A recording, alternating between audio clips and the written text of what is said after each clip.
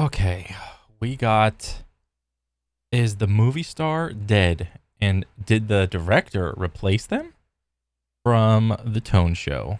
Okay, let me see what my boy got to say about the movie star. Hey guys, welcome back to the Tone Show. We're talking about today the fact that in the last 10 years, they stopped making movie stars. Have you noticed that there was a Kinda. time where Denzel Washington or Will Smith or Harrison Ford? I mean, like yes, there are movie stars still,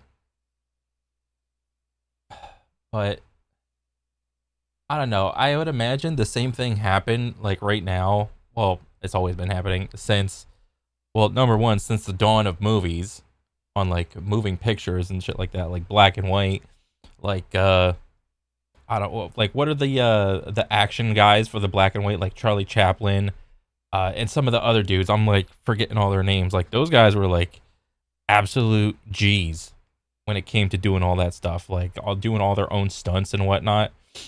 I mean, you could easily make that same argument of, oh, there's like the modern day movie stars suck and they're not as good as the old ones or something like that.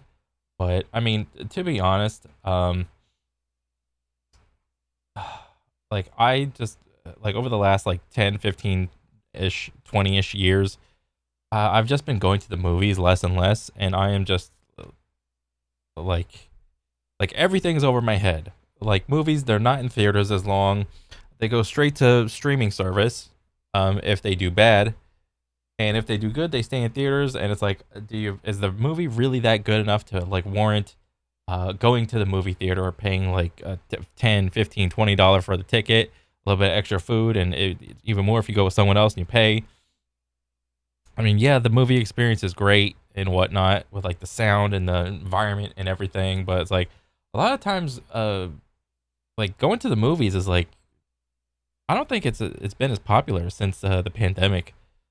You know, everyone's just like watching movies on the stream service, to be honest. And with that, um, I think comes the casualization of movie stars. Like every movie star has their own like YouTube channel, and when they do that and their own Twitter, and when that happens, it's like the mystique, the star power, the the whole like mysteriousness of it just goes away when you see like Joe Schmo movie star yapping up on his like latest YouTube video or his latest tweet. So it's just simply like not there anymore. Or Sandra Bullock, if they were on the poster of a movie, it was guaranteed to be a hit. Like you were gonna watch that movie. Like Al Pacino, man, you were gonna watch that. Robert De Niro, if he was in a movie, you were gonna watch it. Well, Yeah. that's actually changed. And the truth is, in the last 5 to 10 years, it's I mean, there's some movie stars. I mean, there's some. I mean, I hate using the word movie star. It's like just because you make a movie doesn't make you a star. All right. Like there are some actors that go above and beyond the call of duty, and really try to put like all their effort into like becoming the character as much as they can. You know, Christian Bale, Daniel Day Lewis, but those are like kind of like skewing on like the older side. But like as far as like the one of the new hot like the two people I know like now they're like really hot is Pedro Pascal and is it Timothy Chalamet or whatever, and who's the the one girl from Stranger Things, the Millie Bobby Brown. Um, but honestly, I haven't seen much past like Dune, Stranger Things, or like Mandalorian or whatever. I'm just like, nah. actually a change towards directors. So it looks like it matters more now who's behind the camera instead of Yeah, who's in front of the camera. And I think the it matters more who's behind the camera. Well, yeah, I mean that's the leader. I mean, how many times have we had like a lot of shitty movies come out recently where it's like, well, who you gonna blame? The actor? You can't blame the actor. They're just doing their job. They're just reading the lines and acting. You have to blame the ringleader of the circus, and that's usually the director. And when that's the environment that movies are in, like the good directors rise to the top, and then everyone else just like floats to the bottom. I mean, it is what it is, man. The fact that we're not making stars anymore is tightly related to the fact that we're not making mid-tier movies anymore. Like a whole section of the film industry is gone. Right now, That does seem to be a little more true, but however, I would also argue that I don't really think I have ever really had like a good vision or sight on like the mid-tier movie, even in like years past, like 15, 20-ish, 25-ish years ago or whatever. I like me being like a little kid, I couldn't really tell like what was like, I couldn't tell the difference between like an S tier movie and like a B tier movie or an A tier or however many tiers you want. Like I couldn't tell the difference as a little kid. Um I mean, and you could like easily argue that like, oh, you could tell by the budget. Okay, well, yeah, that's great, but like a lot of good movies back then, like their budgets weren't like as ballooned as they are now. I mean, like any AAA movie or blockbuster is like upwards of like two, three, four, 500,000 or thousand million. um, yeah. Whereas like back in the day, it was like 1, 2, 3 million, maybe double digits, maybe like 10 million, maybe 20 million or something like that. now you either have giant IP like think Marvel or Disney or like Pixar or like Star Wars, or you have like real indie gems, right? But you Yeah. don't have like anything in the middle. Yeah. And those middle movies are the movies that became the tent poles and the big blockbusters of today. This is the graph I will refer to all the time when it comes to life. Where the fuck is paint? Oh, flashbang, bang. Oh, I'm gonna get so good and speedy at this. Go bang, yellow, bang. That's the graph. There's the x-axis and the y-axis. I don't know which one's which. I forgot. But it doesn't matter. This is the graph. You all know it. Let me. Oh, I just fucked it up. God dang it. Okay, bang, bang. That's the graph. That's what movies are right now. That's what everything is right now. That's the economy. That's every industry ever. That's the housing industry. That's the video game industry. That's like luck in life. If you get lucky. I mean, this is what happens when you get lucky. What it feels like, this is a feel thing. What it felt like possibly back in the day is what the I don't want that one. Give me this one. What it felt like back in the day was this. This is linear. This makes sense. You got like your bottom of the barrel movies, like D tier. Oh, what the? I didn't know I could grab that shit. Uh, you had like your D tier movies, like right down here. Maybe you go right there is like C, and then oh look, there's the B tier movies. Hey, and then maybe like oh that was a really good movie, and then oh up here is like S tier movie. Like oh wow, you know your Star Wars or your Lord of the Rings or something. It's like oh awesome, and like maybe over here like in A and B was like or whatever you thought. Maybe it was like Tremors or with Kevin Bacon, or maybe some like mid tier like horror movies, or what would you consider Aliens? Was Aliens like an A or a B? Probably A at least, or maybe like an S. I don't know. Um, what was that? Something hit my Reddit feed, and I was like, "What's that one movie? The Dragon movie of like 15 years ago with like Christian Bale, Matthew McConaughey, post-apocalyptic." Then you got that one scene with Matthew McConaughey like striking down with like the sword like through the air, like trying to chop a dragon or whatever that movie was. That was like a B tier movie, but it was good. All right, but don't forget that's the graph. This is the graph. That big old curve. It's not linear anymore. Ain't nobody got time for linear. Like think Alien or Gremlins or Ghostbusters or Terminator. When these first came out, these were not blockbusters. These were Yeah, they were not blockbusters. They had to establish their reputation. They had to establish a world, an idea, so that you know you could like understand the story, get the vibe of it, and then oh, if it does really good, then we'll make a sequel. But there's the whole saying in movies of like, there's never really any good true sequel to like an original idea. It's always a cash grab. Uh, for the most part. Yeah, there's probably like a couple outliers here and there, but like everybody knows for the most part, if a sequel is being made to an original idea movie, then it's most likely a cash grab.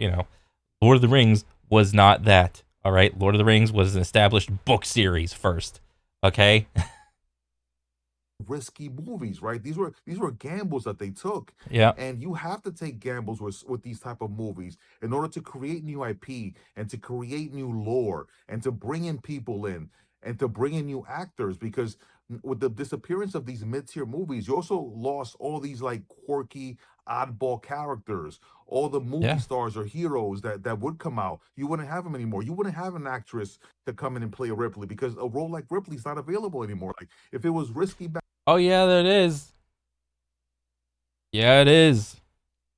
There are a ton of female main characters in movies. It just so happens that a lot of the times the story is just not written well for them, and it's not the actor's fault or anything like that. It's the story writer and the director's fault.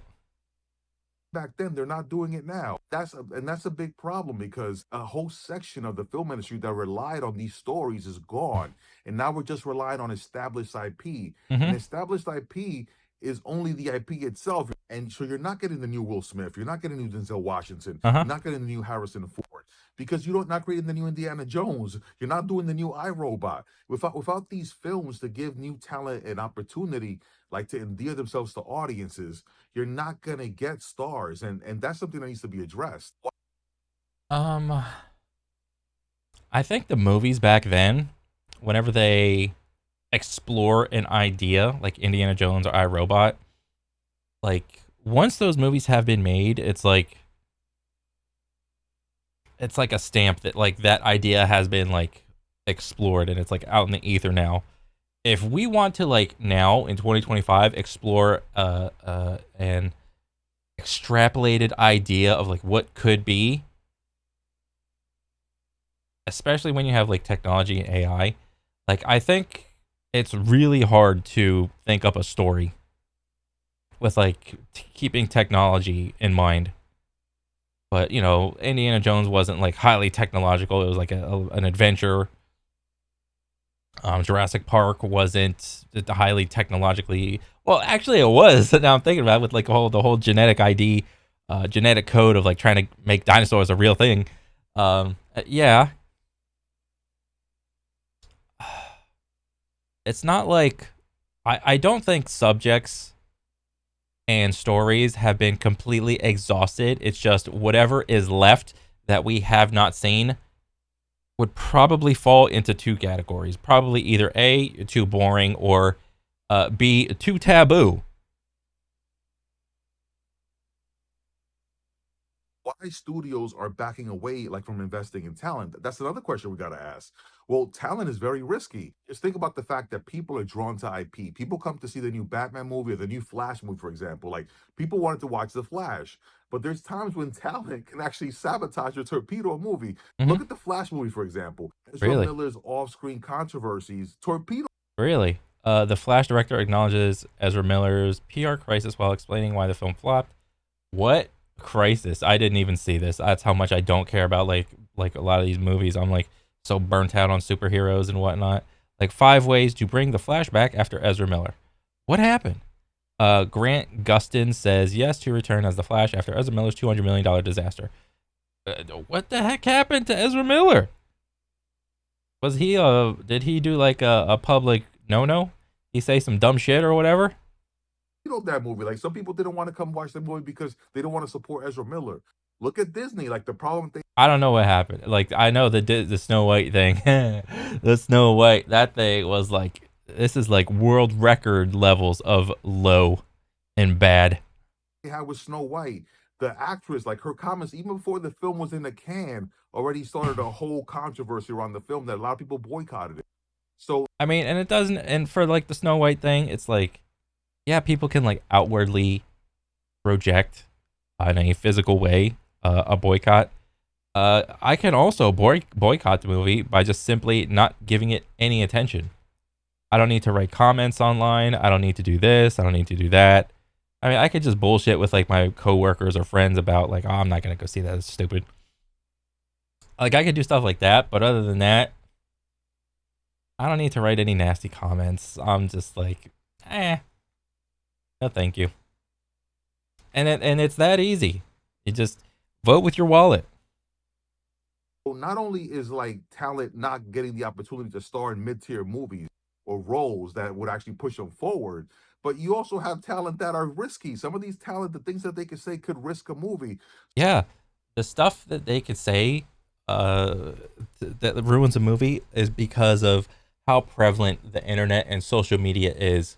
You know, if you're trying to build hype for your movie and you're like an actor, actress in there, you're trying to like yell to the world of like, oh guys, come see my movie, blah blah blah. But you know, depending on how active you are and whether or not you have like a PR person to like help you out and not say some completely retarded shit, I mean, it's a whole nother thing. I mean, again, you know, with all the actors having their own YouTubes and Twitters and whatnot, that's like the worst thing that they like could have possibly done for their brand, I think. I mean, unless there's like a couple of them that like genuinely like making content or whatever and trying to take away the mystique behind the movie actor away. Um, I don't know. I mean, I it's really hard for me to feel any sort of remorse for any movie actor at all ever, especially like AAA ones where it's like you made the decision to chase after this like gambling risky entertainment type of career when the only movie actors that we see is literally the top 1/10 of 1% of actors that have went through like legit acting school or whatever their ever way that they were acting and whatnot. There are still 99% of actors that you don't see the failures. Okay, you don't see the did not cast because not right vibes type of actors. All right, and then whenever you do hit it, whenever you get that one shot, it's like look at the chart, look at the graph. It's like flat, flat, flat, and then stonks, big stonks, millions. All of a sudden, I'm a millionaire overnight because I had the right vibes, I had the right aura, I went. It was like right place, right time, luck, yeah. Or nepotism. Let's not forget that one. So I don't feel any remorse for any of these guys, dude. So studios are kind of skeptical when it comes to putting a megaphone or shining a light on a specific talent because these talents could just go to another studio. They could just go and work somewhere else. It's not like they could just hold on to it like the IP. The other end, it seems like directors have stepped in and become the new talent, like they're the new stars. Yeah, Like think about what Jordan Peele did with horror. Like he's one of the people who really created this whole elevated horror, completely new spin to it. Greta Gerwig came in and took Barbie, which was already an iconic brand, made it a whole new auteur like indie thing that everybody loved and became a mega hit. Then you have like Christopher Nolan, like everything he does yeah. has like draws attention and It's audiences. He layers. took something that would technically be a biopic and maybe like a slow, quiet period piece, and he made it a blockbuster, like a three Yeah, hour long blockbuster that people watched. yeah, Like directors have that power. yeah, Think about Guillermo del Toro and Cabinet of Curiosities on Netflix, or think about Tim Burton. These are directors who are actually created their own temples. yeah. Like I think these are all directors that have been around. I mean, I could be just talking to my ass, but like a lot of these directors that we're like naming off have been around for a while. I haven't really heard of like any good movies that popped off hard, but it was like from like a no-name director or something like that. Just because it's like the art of making like a really good movie is number one is really hard, And it's like Hollywood is at the end of the day a business, and the business has to make money. And it's like, well, who are you gonna go with? You gonna take your chance at like some no-name director that has like a couple of things but has never made like a AAA movie under him? You want to take your chance on that, or do you want to go with Chris Nolan? Let's go with Chris Nolan. He makes money. Yeah. creating their own IP or expanding IP for Netflix. So like the directors are the ones who are shaping and creating these worlds and Hmm. also controlling them and directing them behind the camera. Can't forget like Damien Leone, what he did with the Indie Sweetheart, now Terrifier, right? How Art the Clown's like a household name when it comes to horror. And he did it with no known star, no big budget, just a fan base and a vision, a desire to create. So That's directors cool. really have an impact and become So I think that's like an outlier example. That's not like really the norm, but that does just go to show you that stuff like that can be done still. It just has to be done well, and there's not a lot of actual people that can like do it well. come the new stars. Like you can name all these directors who have made a difference, where you really can't name a lot of stars that are actually changing and creating things in the last 10 years. Like you can name directors. Like think about Quentin Tarantino. He said he's gonna stop directing and only do 10 films, and people lost their minds and it Yeah, created a whole bunch of headlines. Alex Garland said that he's stepping away from directing for a while, and people got all emotional.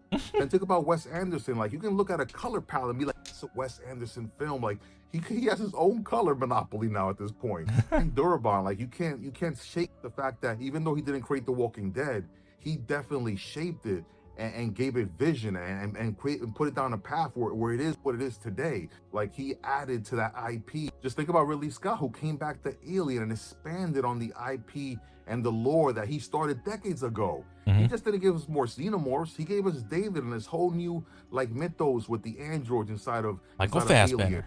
He also gave us the engineers, like he expanded that world further. So directors not just work on IP, they expand it, they envision it, and they elevate it at times. And I feel like that's why they have the power now. And that's why we're creating new directors with star power, where actors don't have star power anymore. Because they don't have actors that are stars.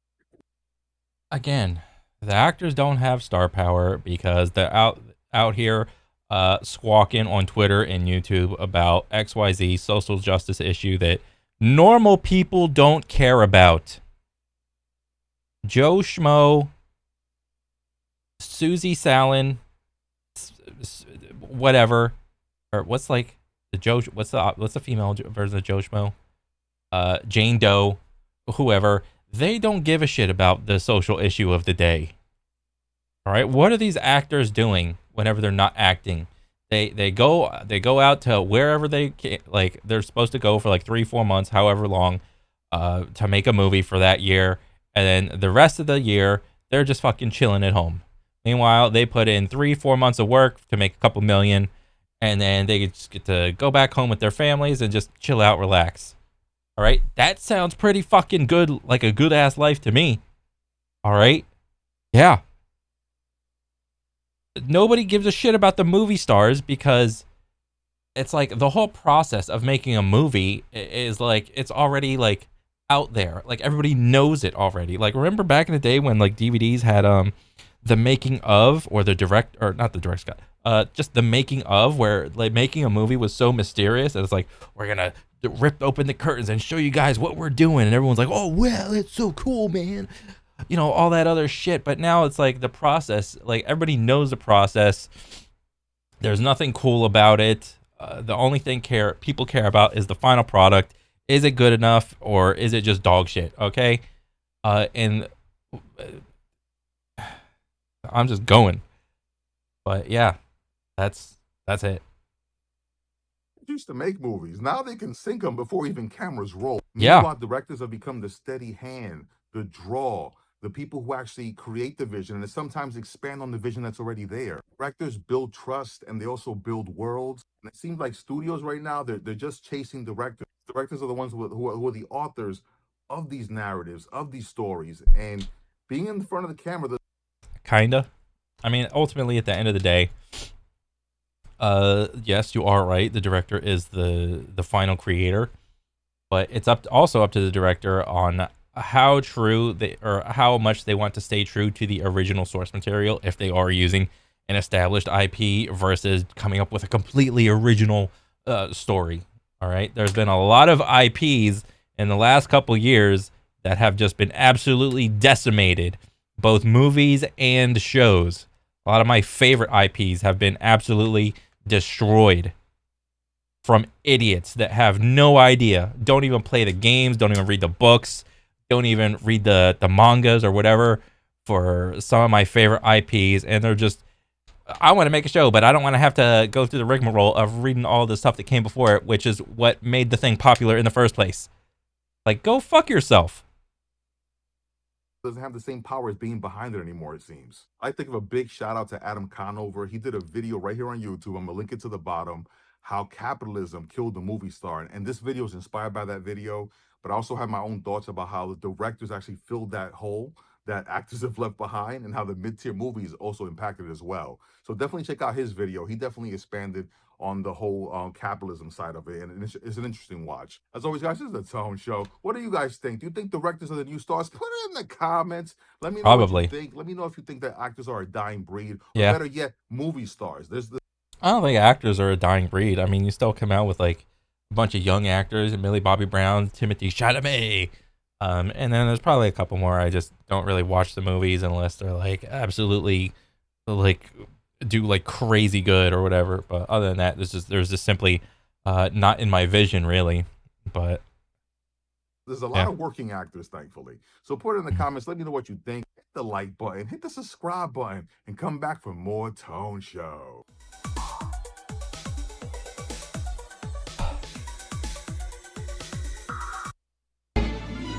yeah, here Monster Hunter. 5 to 10 years, it's actually Yeah, the movie star is dead.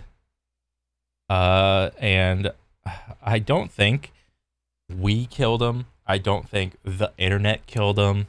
I don't think social media killed him. They killed themselves with by simply making the choices that they made, pandering to a certain audience, wanting to get their views across when their opinion matters just as much as mine, which is absolutely this much. Um, but yeah, overall, cool video. I'm a fan now. But yeah, good stuff, man. Keep it up. That's it for me. I'll catch you guys on the next one. All right, later.